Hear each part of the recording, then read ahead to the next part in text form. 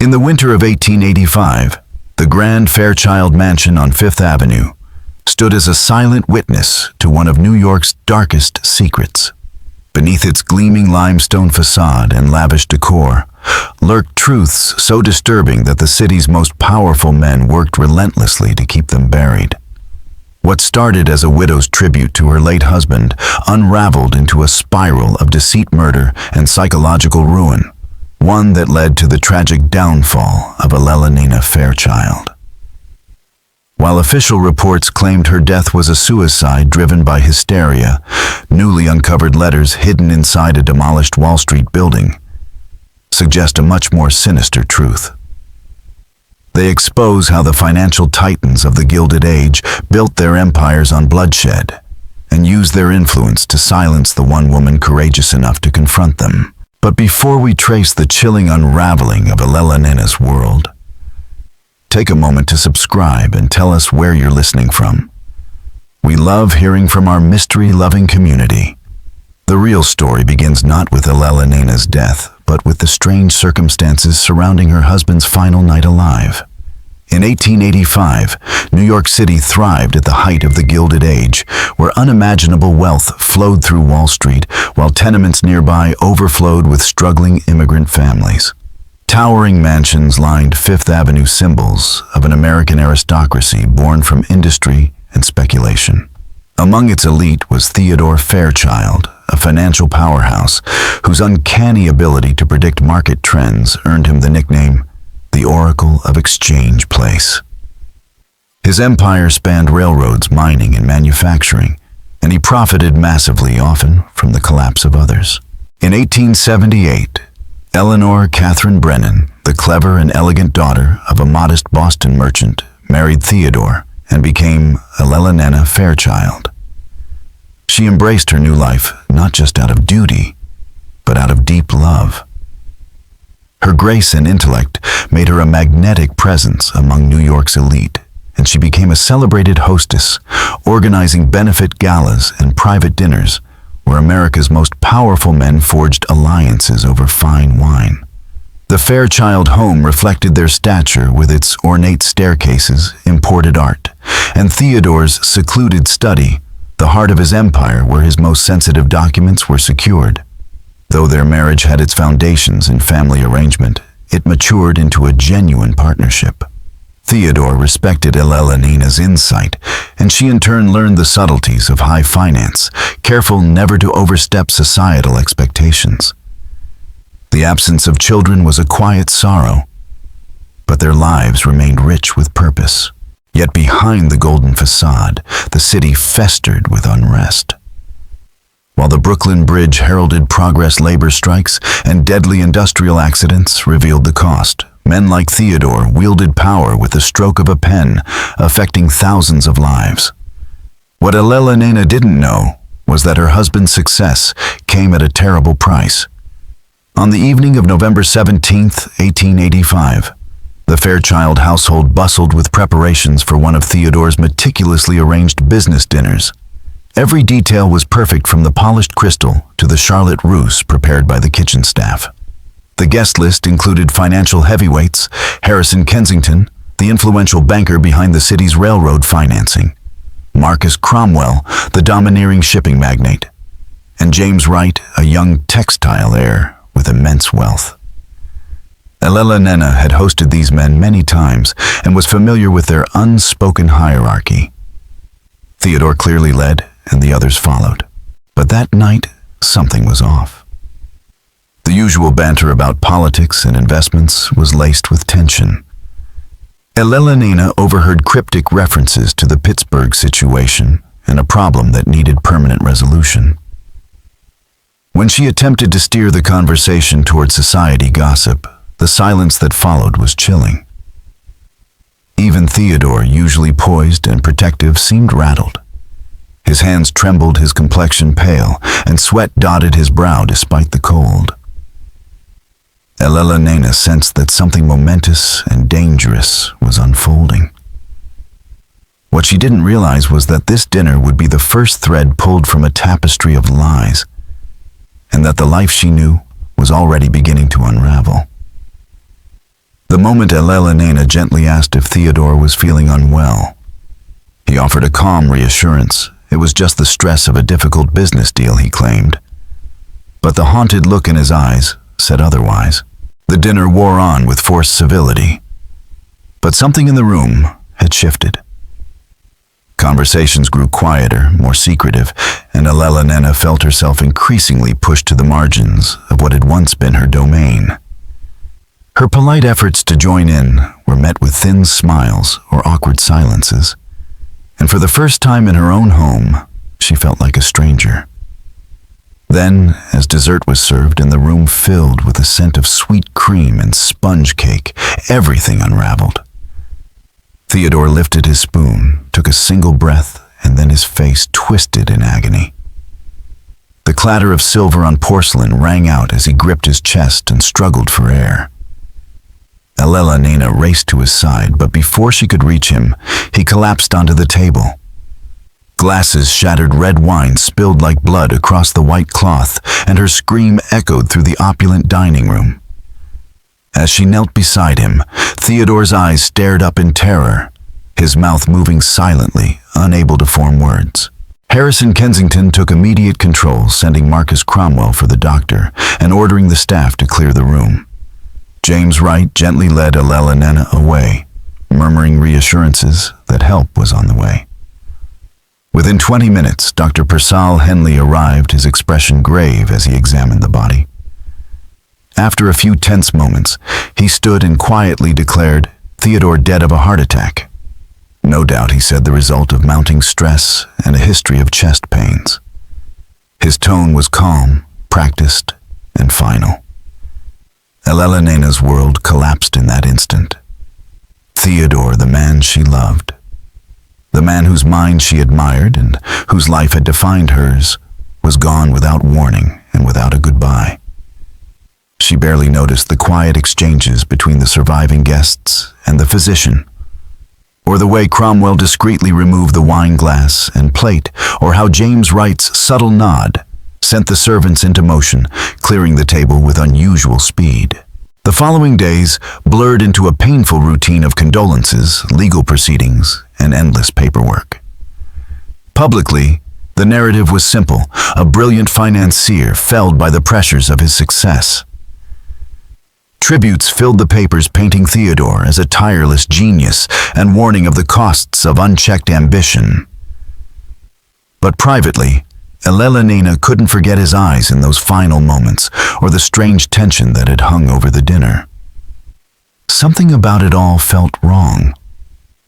As she assumed control of her husband's estate, Elena stepped into a world she had only glimpsed before.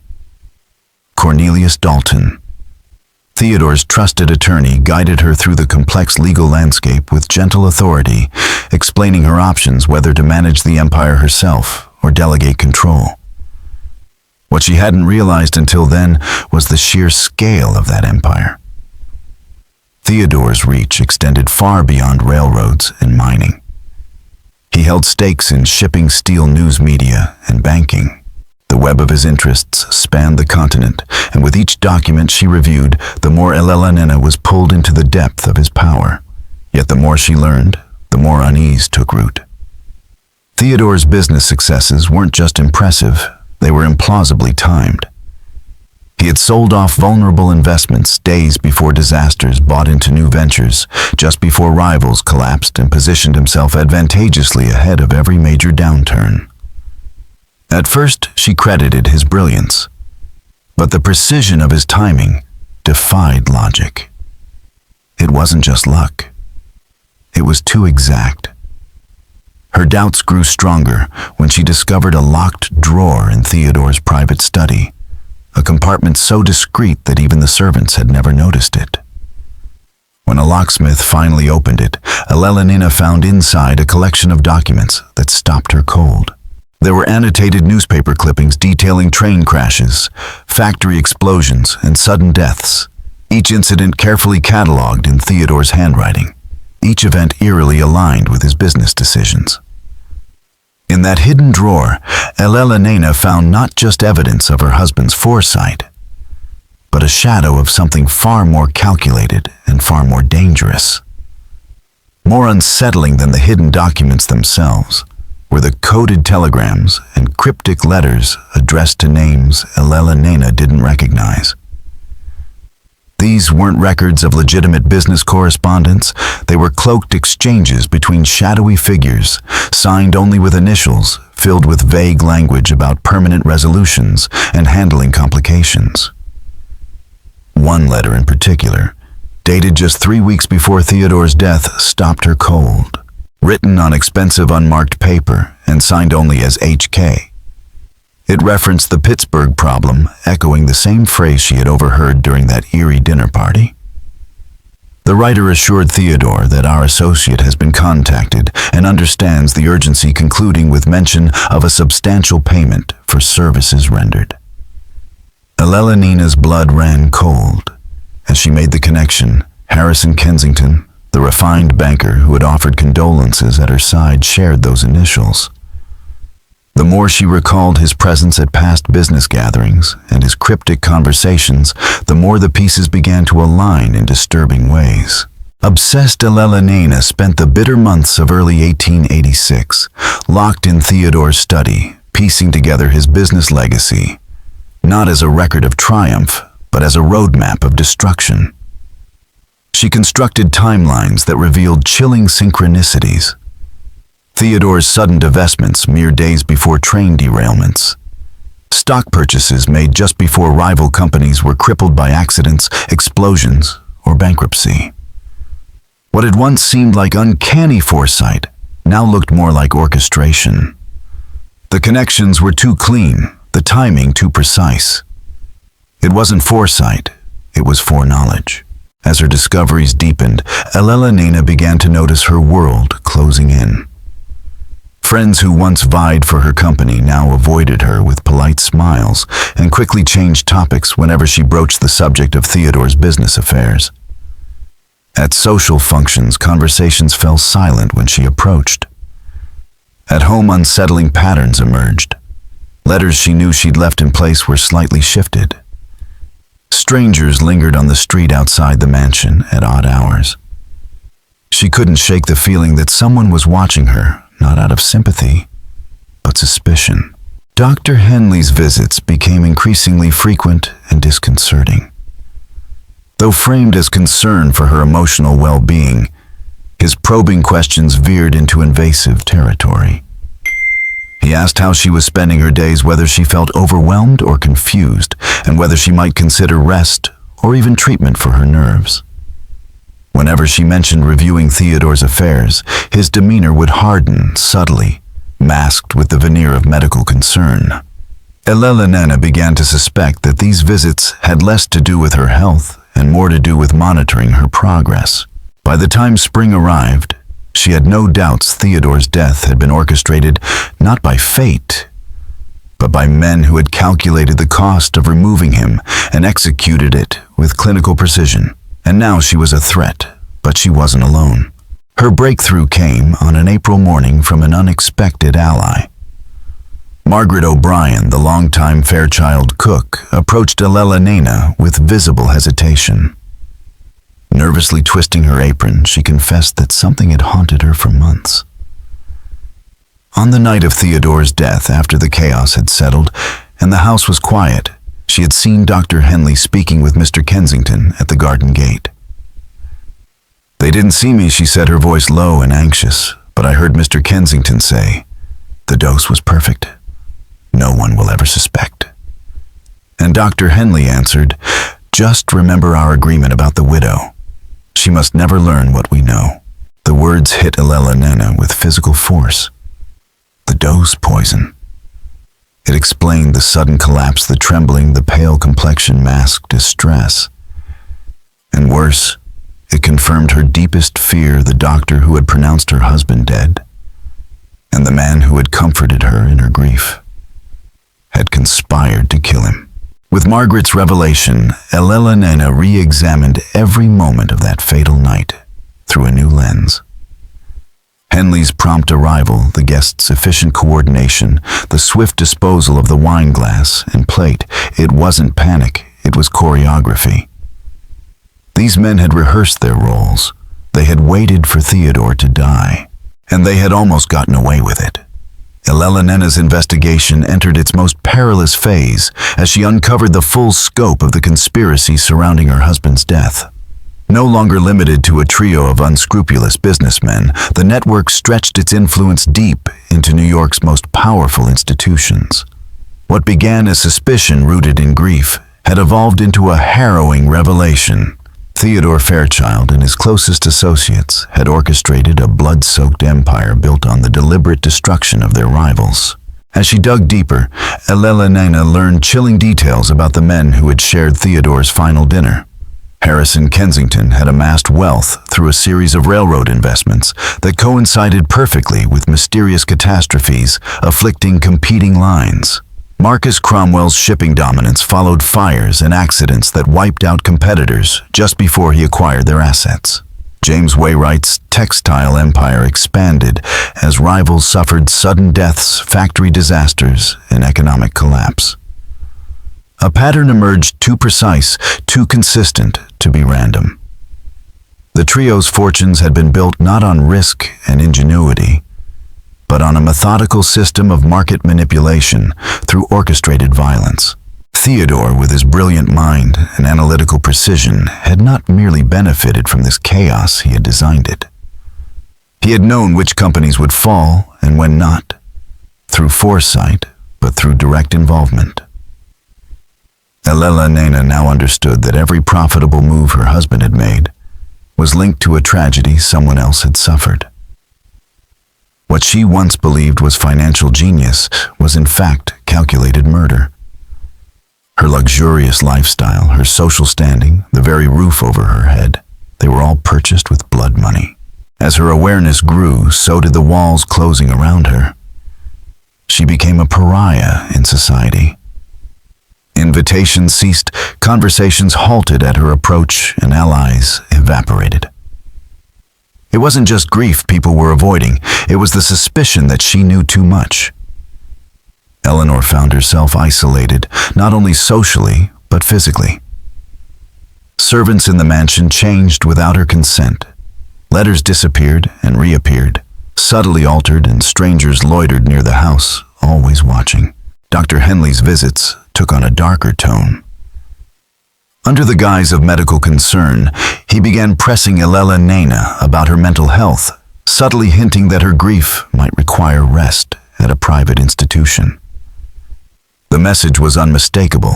If she didn't stop, she would be removed, declared unstable, and silenced. Elelenena now understood that time was no longer on her side. The same machinery that had eliminated so many others was now aligning itself against her.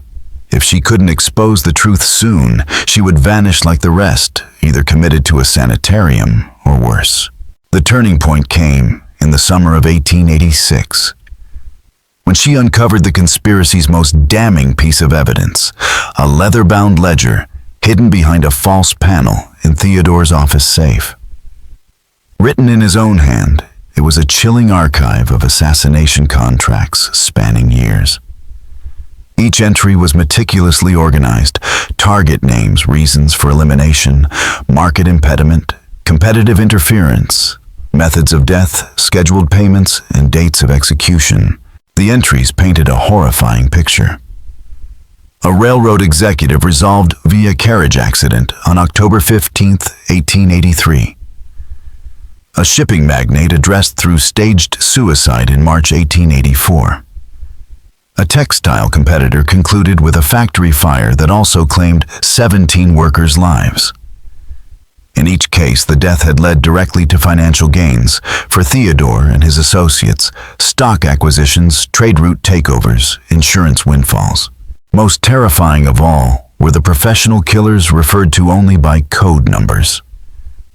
Agent 7 specialized in staging accidents involving horses and carriages.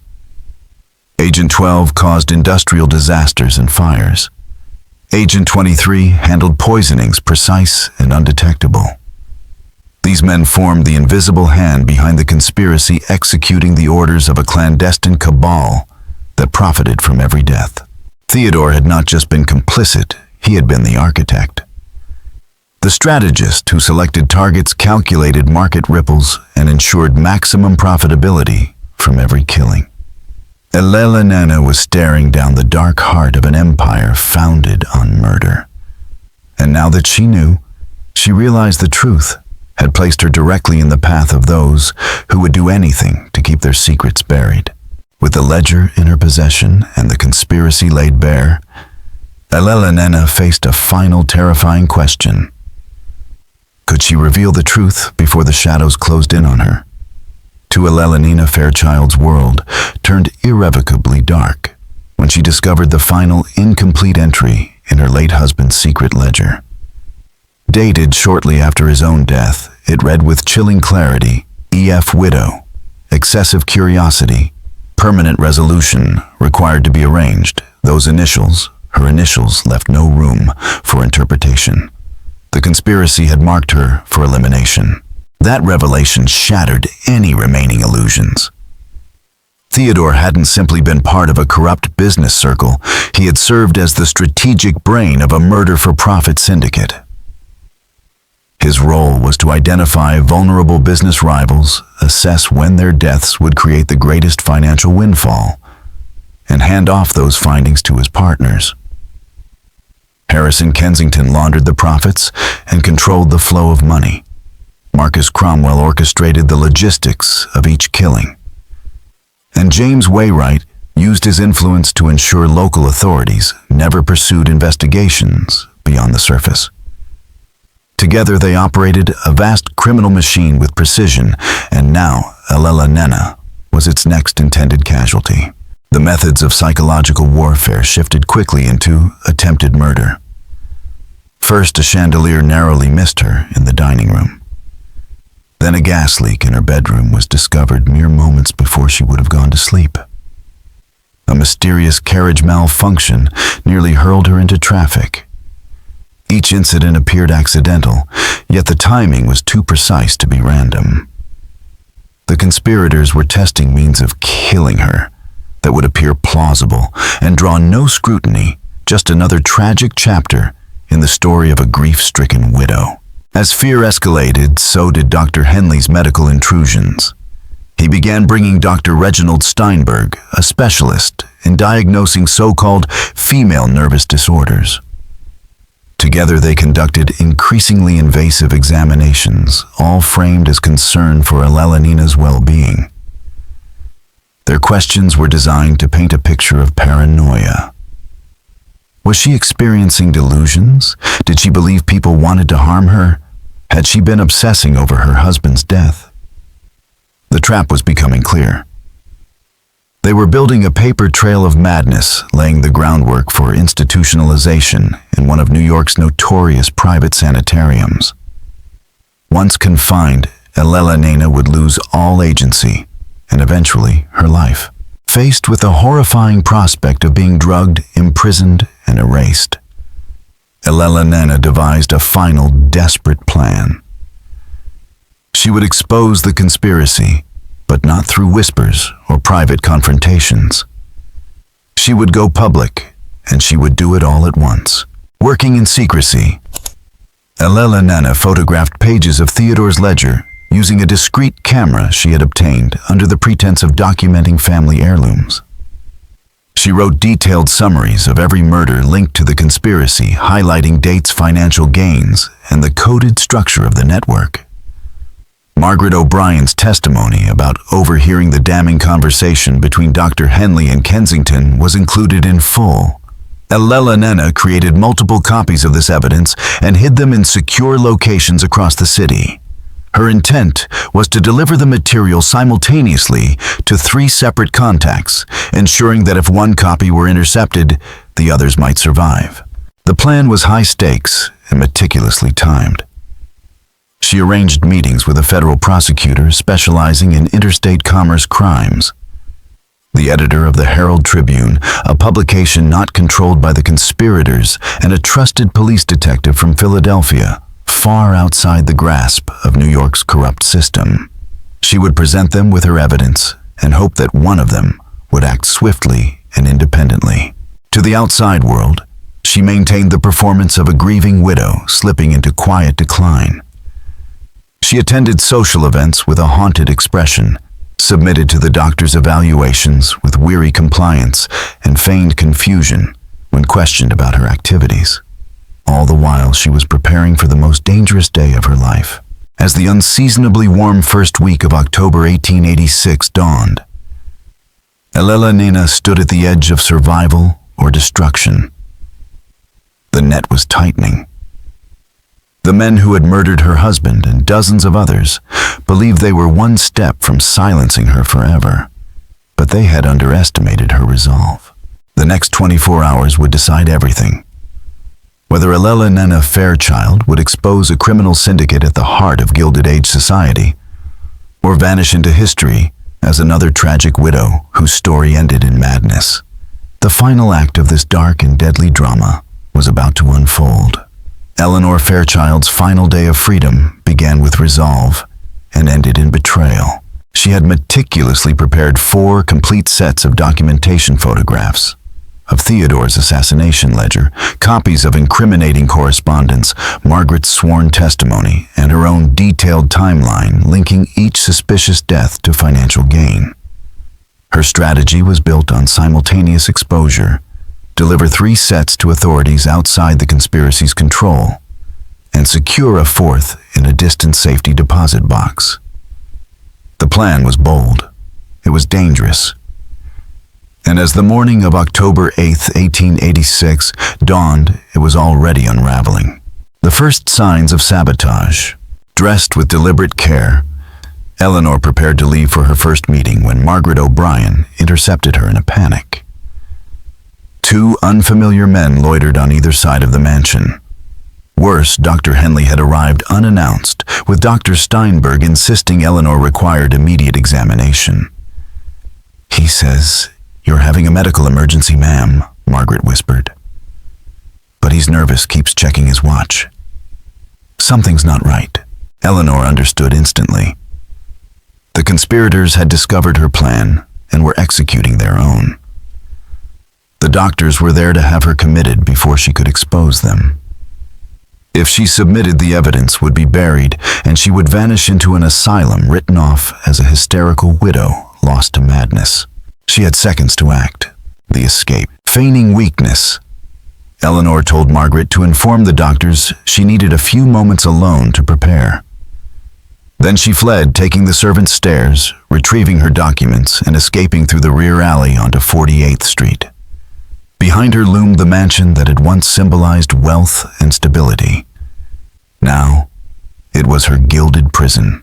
As she made her way through the city, the truth hit hard: she was being followed. Her pursuers weren't thugs in alleyways, but well-dressed men embedded within the very fabric of New York's elite. They moved with purpose, subtly but persistently tracking her path. She realized they knew where she was going. The conspiracy had identified her contacts and was dismantling her efforts in real time. 3 doors slammed shut. Federal prosecutor. At the federal building, she was told that Prosecutor Williams had been called away on an emergency. The clerk's delivery felt rehearsed, his eyes evasive. Eleanor left the documents, insisting they be delivered, but her confidence was gone. The building, once a beacon of justice, now felt like just another compromised institution. Newspaper editor. At the Herald Tribune, she was told that Editor Morrison had taken ill, hospitalized that morning. The coincidence was too perfect. The conspirators had anticipated her every move. They had silenced Morrison before Eleanor ever set foot in the building. Another door slammed shut. Philadelphia detective. Her last hope. Detective Patrick Kelly waited at Grand Central Station. Eleanor arrived early, her eyes scanning the crowd for danger. But when she approached Kelly, his cold demeanor and carefully controlled expression gave everything away. "Mrs. Fairchild," he said, "I've been contacted by some very concerned parties about your condition. Dr. Henley has explained your situation in great detail." She froze. Her final safe harbor had been poisoned before she arrived. Kelly's words, measured, patronizing, clinical, told her that the conspiracy had reached even him. Whether through bribes or a smear campaign framing her as unstable, he no longer saw her as a credible witness. He saw a mad woman. "Please," she begged, voice cracking with desperation. "I have proof Theodore was murdered. There's a ledger, dozens of victims. I can show you." Kelly's face softened, but his tone did not. "Ma'am," he said gently as one might to a child, "Dr. Henley warned me about your delusions." Cornered and alone. With those words, Eleanor knew her last move had failed. Every avenue had been cut off, every contact compromised. The evidence she had risked everything to gather would never be examined. The men who had built empires on bloodshed would remain untouched. And she would vanish, buried by the very system her husband had corrupted. She was no longer just the widow of a murdered man. She was the final target in a game she had come perilously close to winning. And now, they would finish what they started. Eleanor Fairchild's final stand unfolded in a blur of desperation and betrayal, as Detective Kelly urged her to surrender peacefully, painting her fear and evidence as symptoms of madness. Elena realized the full magnitude of her defeat. The men she sought to expose had choreographed every step of her downfall. Her appointments had been intercepted, her contacts neutralized, her credibility dismantled. The ambulance waiting outside wasn't for treatment. It was a hearse in disguise. The private facility he spoke of was no place of healing. It was the final silent tomb for inconvenient truth. The public collapse, with nothing left to lose. Elena did the only thing she could make a spectacle. She tore herself free from Kelly's grasp and ran into the main concourse of Grand Central Station, shouting for anyone to hear. "They killed my husband Harrison Kensington, and Marcus Cromwell are murderers. Dr. Henley poisoned Theodore." Her cries echoed across the terminal. Dozens of heads turned. Conversation stopped. People stared. But what they saw wasn't a whistleblower. It was a woman unraveling in public, elegantly dressed eyes, wide with terror, shouting wild accusations in a crowded station. It was the very performance her enemies had engineered. Dr. Henley arrived as if on cue, flanked by two burly orderlies in white coats. With the air of calm authority, he addressed the gathering crowd. "Please, everyone, step back. This poor woman is suffering from a nervous breakdown. We're here to help her." His voice was smooth, practiced, and compassionate, a stark contrast to Eleanor's breathless panic. To the onlookers, he was the hero. She, the lunatic. The more Elena resisted, the more unhinged she appeared. Her cries about secret ledgers, assassination networks, and industrial sabotage sounded like the ravings of a mind lost in grief. Every truth she shouted was twisted by the moment into evidence of madness. As she was dragged away, her eyes scanned the crowd and locked on Harrison Kensington, standing just beyond the station's threshold, watching. He made no move to intervene. He didn't have to. The plan had succeeded. She was where they wanted her, discredited, detained, and doomed. The last thing she saw before the ambulance doors shut was Kelly shaking Dr. Henley's hand, accepting a thick envelope, the price of Eleanor Fairchild's silence. Institutionalized. On October 8, 1886, Elena Catherine Fairchild was formally committed to the Westchester Private Sanitarium. The remote facility, nestled in the wooded hills of upstate New York, was notorious for treating the delicate problems of wealthy families, places where inconvenient wives, daughters, or widows could be hidden away behind a veil of medical discretion.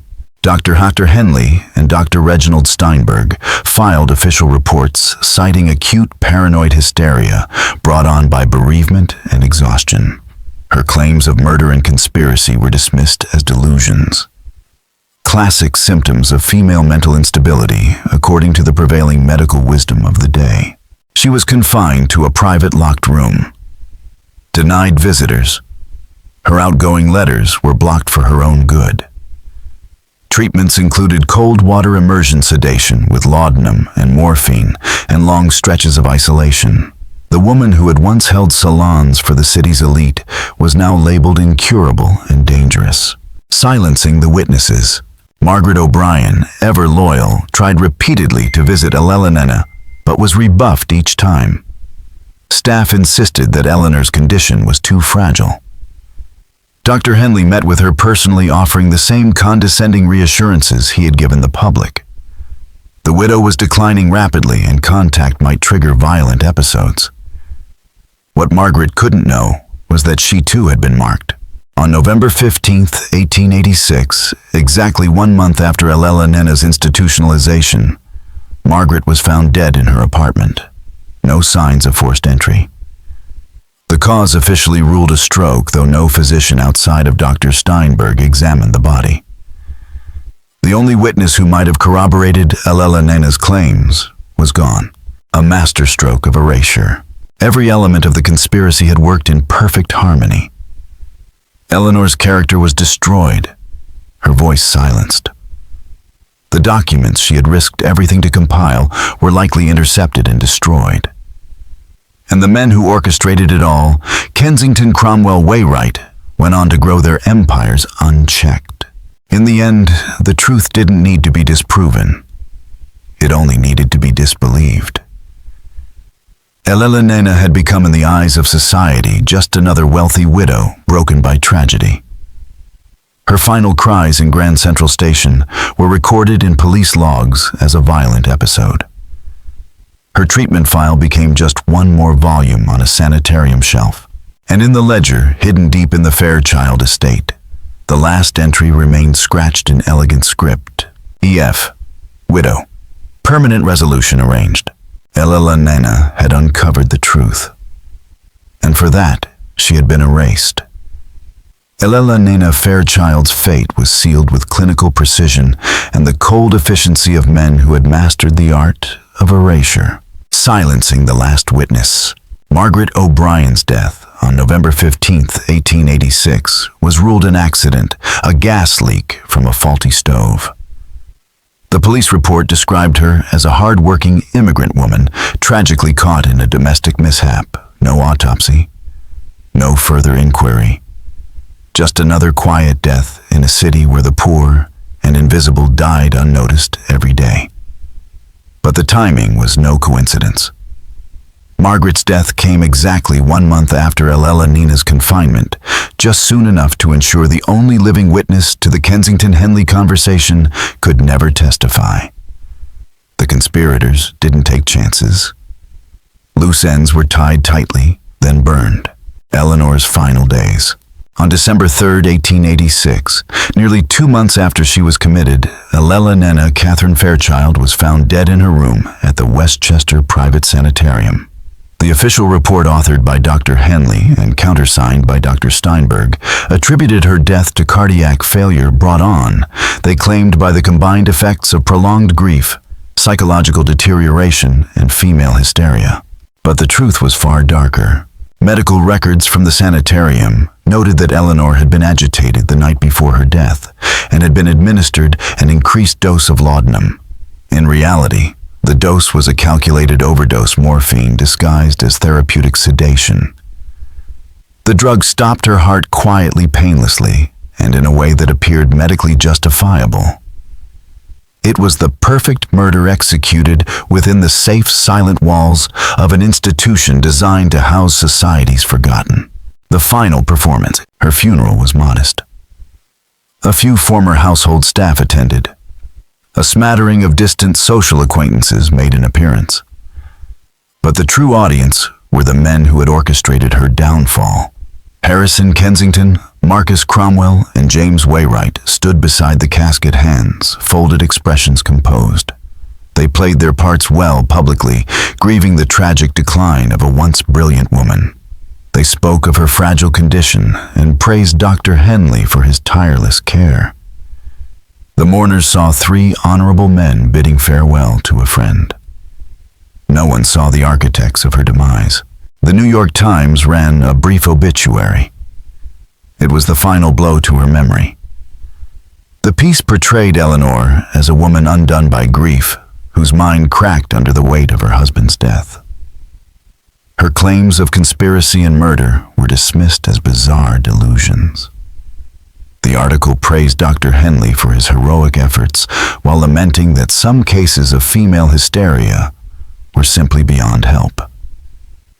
The obituary concluded with a moral A warning against the dangers of unprocessed sorrow and unladylike obsessions. The profits of silence. Her estate was settled swiftly by Cornelius Dalton, a man who had once served as her legal advisor, but now executed her will on behalf of Theodore's surviving business empire. The distribution of wealth told its own story. Harrison Kensington's bank received large capital deposits. Marcus Cromwell quietly acquired shipping contracts and assets at favorable terms. James Wainwright expanded his textile empire by absorbing Fairchild Holdings.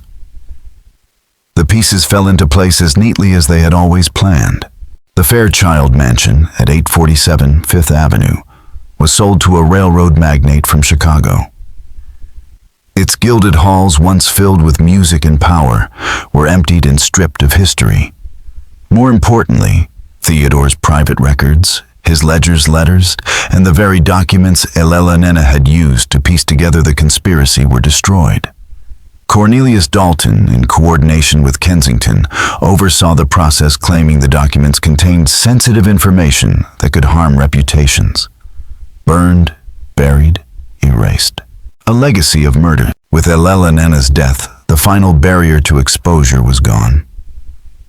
The network she had uncovered, the syndicate of businessmen, corrupt doctors, and loyal killers, continued undisturbed.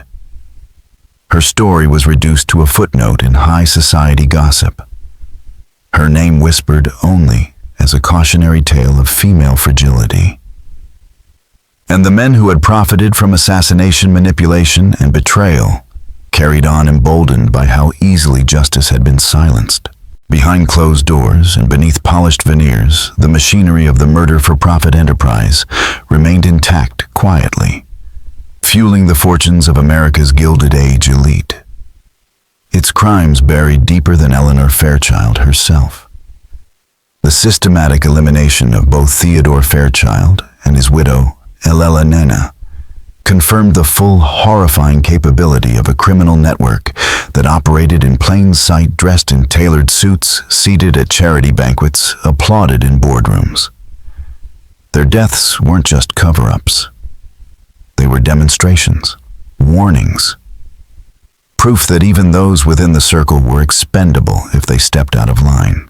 The expansion of the empire. In the years following Elena's silent execution, the conspiracy did not retreat. It grew. With its internal threat neutralized, the network expanded beyond New York, reaching deep into the industrial cities of the Midwest. Its methods evolved, but its purpose remained the same: eliminate competition control institutions and grow fortunes by any means necessary.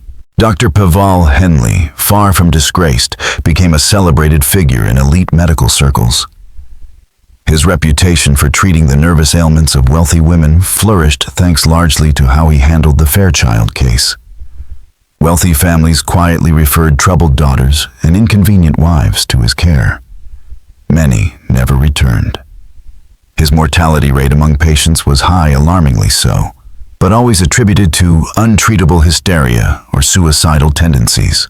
Behind the polished doors of his practice, silence was bought and lives were extinguished with the blessing of medical authority. The Westchester Private Sanitarium continued to operate for nearly 2 decades, quietly accommodating patients who were more liability than loved one. In 1902, a suspicious fire destroyed the building, and its archives conveniently erasing every record of the deaths that had occurred within its walls. Not a single death was ever investigated. The men behind the mask, the founding members of the conspiracy, died as legends. Their obituaries praised them as captains of industry and champions of progress. Harrison Kensington was immortalized as a philanthropist, a hospital benefactor, a builder of libraries. Marcus Cromwell's name became synonymous with American shipping. might his portrait hanging in trade museums. James Wainwright was remembered as a pioneer of American manufacturing, a provider of jobs and opportunity. Their crimes were buried beneath plaques and statues, their victims forgotten. But their legacy endured not just in fortunes and foundations, but in methodology. They had created a blueprint control. The institutions of medicine and law use public narratives to destroy credibility and always disguise violence as tragedy. Future generations of criminal networks, corporate, political, and clandestine, would mirror their tactics. The tools they used to suppress Elena Fairchild became instruments of institutional corruption for decades to follow. The vanishing of a truth teller. And what of Elena? Her name faded. Her story dissolved into the margins of medical journals, cited only as an example of extreme female hysteria during the Gilded Age. No memorial honors her. No textbook recounts her courage. The ledger she risked everything to protect was destroyed. The witnesses silenced. The truth erased. She had come within a breath of exposing one of the most powerful criminal syndicates in American history, and for that, she was buried not just in a grave, but in silence. A warning from the past. Elena Fairchild's tragedy is more than a forgotten tale. It's a haunting reminder of how easily justice can be perverted when wealth, influence, and fear work in concert. It's a story that reveals how power can weaponize credibility. How institutions meant to heal can be turned into tools of suppression, and how those who dare to speak the truth often pay for it with their lives. And yet her story endures just beneath the surface, between the lines in whispers. Not because history preserved her, but because someone kept asking the right questions. Métis, what do you think? Could conspiracies like this have thrived behind the closed doors of America's Gilded Age? Was Eleanor's fate a unique tragedy or part of a pattern we've been trained not to see? Leave a comment and let us know your thoughts. And if stories like this stir something inside you, if you crave more truth hidden in the shadows of history, subscribe, hit the bell, and share this tale with someone who loves dark mysteries too real to ignore. Because sometimes the scariest stories are the ones that could have happened, and sometimes they did. Thank you all very much for watching my video until the end. I sincerely appreciate it, and I look forward to seeing you in the next video.